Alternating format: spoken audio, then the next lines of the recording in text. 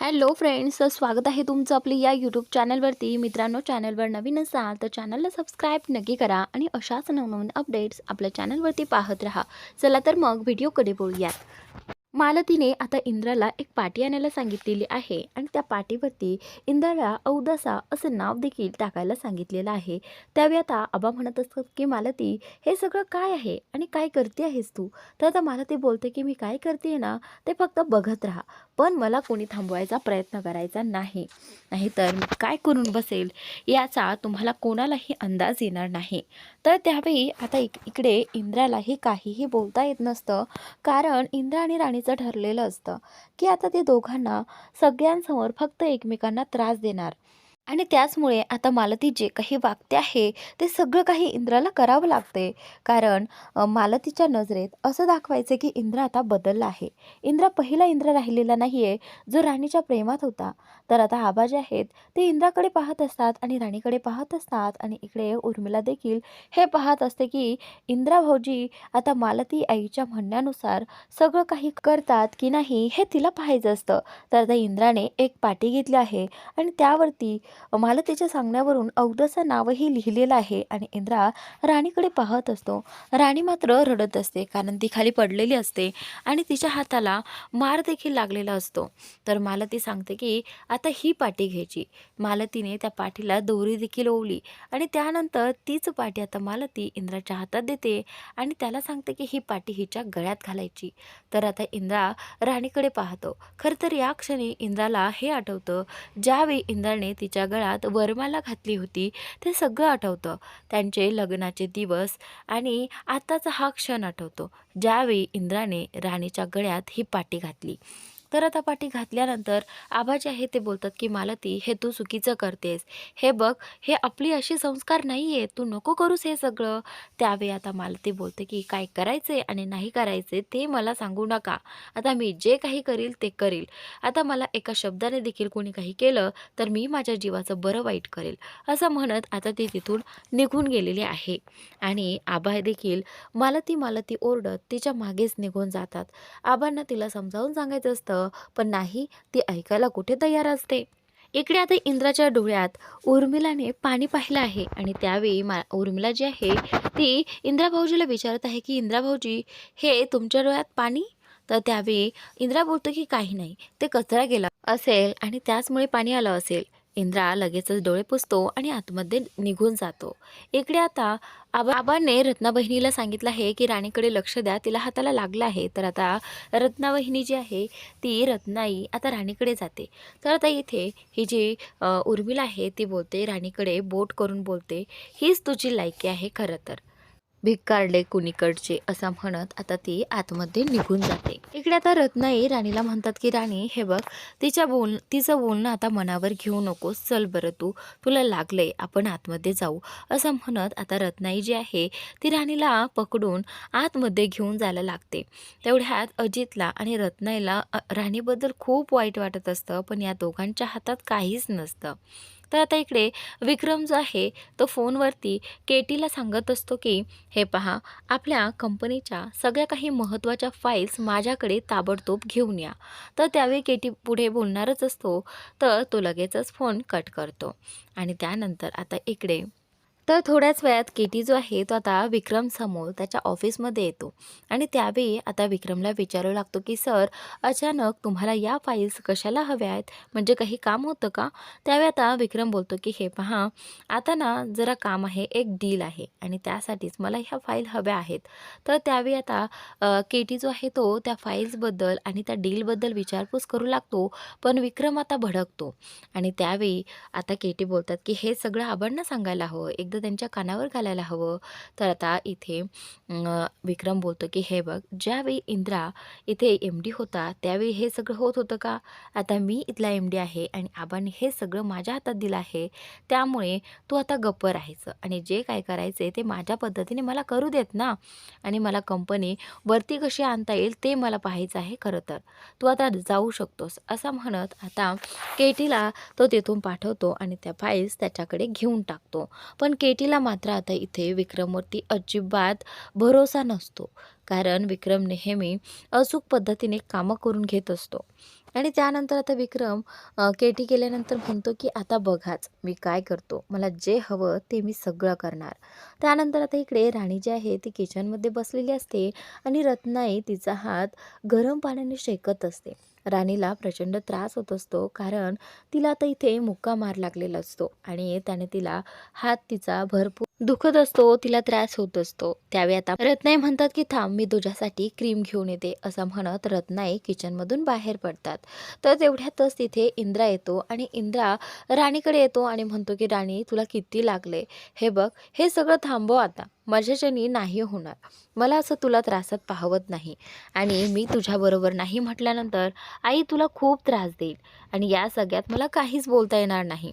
हे बघ राणी, हे सगळं थांबव, मला नकोय हे सगळं. हे बघ, आज मी माझ्या हाताने, मला माझी इच्छा नसताना मी ही पाटी तुझ्या गळ्यात घातली आणि मला त्याचं खूप वाईट वाटतंय, मला खूप गिल्ट येतोय त्याचा. तर आता राणी म्हणते की हे पहा सर, तुम्ही काहीही वाटून घेऊ नका. हे पहा, आता तर आपण हे सुरू केले आणि आताच आपला प्लॅन इथे सोडायचा म्हटल्यानंतर आपल्या हाती काहीच लागणार नाही. मला त्रास थोडा होईल, पण हे पहा आपल्याला त्याच्या मुळाशी जायचं आहे आणि शोधून काढायचं आहे की हे सगळं कोण करतंय. प्लीज तुम्ही आत्ता हार मानू नका आणि हे जे काही झालंय ना माझ्यासोबत, तुम्ही त्याचा विचार करू नका. तर आता इंद्रा म्हणतो की राणी तुला कळतंय का, माझ्यासमोर तुला एवढं लागलंय आणि तरीसुद्धा मी गप्प बसू? हे बघ, जर मला एवढं लागलं असतं तर तर तू अशी गप्प बसली असतेस का? तुला त्रास झाला असता ना? मग मी का गप्प बसू? हे बघ, मला हे आता बघवत नाहीये, बस झालं. तर आता राणी म्हणते की नाही सर. तर तेवढ्यातच आता इकडे वरती जिन्यावरून मालती जी आहे ती आता येणार असते खाली. मालती जेव्हा वरतून खाली येत असते त्यावेळी इंद्रा आणि राणी किचनमध्ये एकमेकांशी बोलत असतात.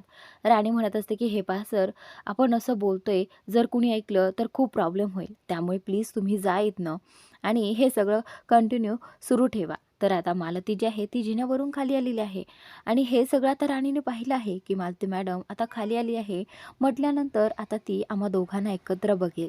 तर आता राणी जी आहे ती शॉक झालेली आहे. तिला वाटतं की आता नक्की त्या बघतील. तर आता इंद्राला कळलं आहे की मालती जी आहे ती खाली येत आहे. तेवढ्यात इंद्रा किचनमधून सटकला आहे, पण राणीला हे माहीतच नसतं. राणीची नजर फक्त मालतीवरतीच असते. इकडे मालती खाली येते आणि खाली आल्यास ती आता राणीकडे किचनमध्ये येते. किचनमध्ये आल्यानंतर राणी अशी धक्क्यात आहे पाहून तीही इकडे तिकडे पाहायला लागते. त्यावेळी राणीला विचारते की काय, हात दुखतोय का मग? तर त्यावेळी राणी हा नाही म्हणत आणि नाहीही नाही म्हणत, कारण तिने एवढा तिला त्रास दिलाय आणि तिची बोलण्याची तिच्याशी कशी इच्छा होईल. तर त्यावेळी आता इकडे मला ती म्हणत असते की आत्ता बघ मी तुझे काय हाल करते. हे बघ, गप गुमानं तू माझ्या घरातून निघून जा, मी तुला काहीच त्रास देणार नाही. पण जर तू जात नशील तर मी मागे पुढे पाहणार नाही, मी वाटेल ते करणार, ज्याचा तू विचारही करू शकत नाही. तेवढ्यातच मला ती तिथून गॅसवरून कुकर उचलते आणि गरम कुकर राणीच्या हाताला लावते. त्याने तिला खूप गरम चटका देते आणि इकडे इंद्रा हे सगळं पाहत असतो. त्यावेळी इंद्राला खूप त्रास होत असतो, कारण त्याची आई राणीला एवढा चटका देते हे पाहून त्याला वाईट देखील वाटत असतं की ही अशी कशी वागू शकते. तर त्यावेळी राणीला खूप त्रास होताना पाहून त्यालाही त्रास होत असतो. तर आता राणी रडत असते. राणी तिचा हात मागे घेत असते, पण मालती मात्र ऐकायला तयार नसते. मालती सारखे सारखे तिच्या हाताला चटके देत असते. त्यावेळी मालती म्हणत असते की आता लवकरात लवकर हे घर सोडून निघून जा, कारण मला तू माझ्या इंद्राच्या आयुष्यात नको आहे. तर त्यावेळी आता इकडे इंद्राचा खूप प्रचंड संताप झालेला आहे त्याच्या आईवरती, कारण ती अशी वागते राणीशी हे पाहून त्याला अजिबात सहन होत नसतं. पण आता फक्त राणीमुळे तो गप्प बसलेला आहे. राणीच्या सांगण्यामुळे तो गप्प बसलेला आहे, कारण राणीचा आणि त्याचा तो प्लॅन सक्सेस होण्यासाठी तो गप्प बसलेला आहे. इकडे मालती आता तिच्या पूर्ण हाताला चटके देऊन तिथून निघूनही जाते आणि ती गेल्यानंतर इंद्रा आतमध्ये येतो आणि राणीला बोलतो की चल मी तुला क्रीम लावून देतो. नाही नाही, एवढं सगळं झालंय, आपण डॉक्टरांकडेच जाऊया. तर आता राणी म्हणते की नाही सर, डॉक्टरांची गरज नाही आहे, एवढं काहीही झालेलं नाही आहे. तर आता इंद्रा बोलतो की राणी हे सगळं काय आहे, तुला एवढं भाजलंय आणि तू तरीही असं करते. हे बघ, मला तर आता असं वाटतंय ना की या सगळ्यामागं नक्कीच आई असेल. तर आता राणी बोलते की काय, तुम्ही काय बोलता हे सगळं? हे पहा, त्या तुमच्या आई आहेत आणि त्या असं कसं करतील? तर आता इंद्रा बोलतो की ती जर एवढं करू शकते तर नक्कीच ती काहीही करू शकते. इंद्रा म्हणतो आणि त्यावेळी राणीही या गोष्टीचा विचार करते, कारण मालती मॅडमने तिला मागच्या वेळीही चटके देण्याचा प्रयत्न केला आणि आत्ताही एवढ्या गरम कुकरचे तिला चटके दिले. तर आता इंद्रा म्हणत असते की मला तर आता खात्री पडली आहे की हे सगळं कदाचित आईनेच केलं असावं. तर आता त्यानंतर इकडे राणी इंद्राला समजावण्याचा प्रयत्न करत असते की नाही, त्या तुमच्या आई आहेत वगैरे. तर आता इकडे ही राणीची आई जी आहे ती आता बुवांकडे हॉस्पिटलमध्ये आलेली आहे आणि बुवांना खिडकीतून पाहत असते. तर तिला बुवांची अशी अवस्था पाहवत नाही. ती देवाकडे प्रार्थना करते की काहीही झालं तरी ह्यांना बरं कर. तेवढ्यात तिथे डॉक्टर येतात आणि डॉक्टरांशी ती बोलते. डॉक्टर बोलतात की हे पहा, आम्ही आमचे प्रयत्न तर करतच आहोत, पण त्यांच्या शरीरातून विषही आता बाहेर पडलं आहे. पण आता सांगता येत नाही ते कधी कोमातून बाहेर येतील. तरीही तुम्ही एक काम करत जा, तुम्ही त्यांच्या शेजारी बसत जा, त्यांच्याशी बोलत जा, जेणेकरून त्यांच्या कानावर तुमचे शब्द पडतील आणि कदाचित ते तुमच्याशी बोलण्याचाही प्रयत्न करतील. तर आता राणीची आई बोलते की म्हणजे त्यांना ऐकू जाईल मी काय बोलते ते. त्यावेळी आता डॉक्टर बोलतात की हो, कदाचित जाऊही शकतं, त्यामुळे तुम्ही प्रयत्न करा. तर आता ती बोलते की ठीक आहे. मालती तिच्या रूममध्ये असते आणि मालती म्हणत असते की आता मी हिच्यासोबत वाटेल तसं वागेल. कुणीही माझ्याशी काहीही बोलण्याचा प्रयत्न जरी केला ना, तरीही मी कुणाचं ऐकणार नाही. माझ्या मनासारखंच करणार, मला जे हवं ते. तर आता इथे मालती त्याचाच विचार करत असते आणि म्हणत असते की आता तर हेही काही बोलू शकत नाही आणि माझा इंद्राही नाही. तेवढ्यात पाठीमागून आता उर्मिला येते आणि म्हणते की खरंच असं वाटतंय का तुम्हाला की इंद्रा भाऊजी बदलले आहेत? तर त्यावेळी मालती बोलते की म्हणजे तुला काय म्हणायचं आहे? त्यावेळी उर्मिला सांगू लागते की तुम्हाला माहिती आहे का, तुम्ही ज्यावेळी आतमध्ये निघून आलात त्यावेळी तिथे इंद्रा भाऊजींच्या डोळ्यात पाणी होतं आणि तेही त्या राणीसाठी होतं. तुम्हाला कळतंय का? आणखीनही त्यांच्या मनात तिच्याबद्दल काहीतरी भावना आहेत. तर आता इथे मालती बोलते की काय, हे काय बोलतेस तू उर्मिला? हे बघ, असं काहीही नाही आहे. आता इंद्रा पूर्णपणे बदलला आहे आणि त्याच्या मनात फक्त तिच्याबद्दल राग आहे, बाकी काहीही नाही आहे. तर आता उर्मिला म्हणते की नाही, तसं नाही आहे आणि मी त्यांच्या डोळ्यातले थेंबही पाहिले आहेत आणि त्यांना विचारलं देखील आहे. पण त्यांनी सांगितलं की कचरा गेला आहे. पण हे नक्की खरं आहे की त्यांच्या मनात तिच्याबद्दल काहीतरी नक्कीच आहे. तर आता इकडे मालती बोलते की आपण आता ते पाहायला हवं की खरंच जर राणीला त्रास होत असेल तर इंद्राला त्रास होतोय का, हे आपल्याला जाणून बुजून पाहायचं आहे. त्यासाठी आपल्याला काहीतरी करावं लागेल. इकडे आता राणी जी आहे ती डायनिंग टेबलपाशी साफसफाई करत असते. त्यावेळी रत्नाई बोलते की राणी, अगं तुझ्या हाताला एवढं लागले तरीसुद्धा तू हे का करतेस? हे बघ, मी हे सगळं करेन, तू आराम कर बरं. तर त्यावेळी राणी बोलते की नाही रत्नाई, मी करू शकते, हे पहा मी ठीक आहे.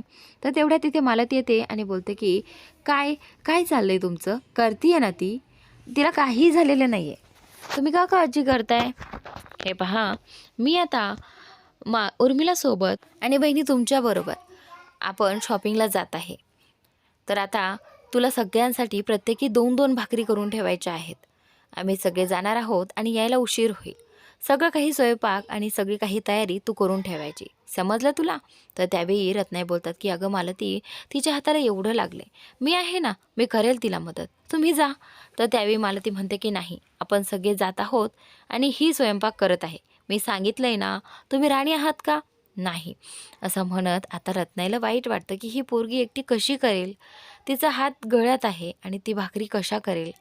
तर त्यावेळी राणीलाही कळत नसतं की आता मी हे काम कसं करू. तर आता पुढील भागात इकडे उर्मिलाला मालती म्हणत असते की आता बघूयात तिला भाकरी करण्यामध्ये कोण मदत करतंय, कारण रत्नाबहिणी तर आपल्या बरोबर आहेत ना, असं म्हणत त्या दोघीही हसत असतात. आणि मालती बोलते की आता जर तिने भाकरी करून नाही ठेवली तर तिची काही खैर नाही, मी तुला सोडणार नाही, असं ती म्हणते. तर इकडे पुढील भागात इंद्रा राणीला हेल्प करतो. इंद्रा बोलतो की तू भाकरी कशी करशील, तुझ्या हाताला एवढं लागले, हे बघ ते काही नाही, मी तुला मदत करणार. इकडे इंद्राने मालती, उर्मिला आणि रत्नाई येईपर्यंत सगळ्या भाकरी तयार ठेवलेल्या आहेत. तर मित्रांनो, आजचा भाग इथेच संपतोय. पुढील भाग नक्की पहा आणि चॅनलला सबस्क्राईब नक्की करा.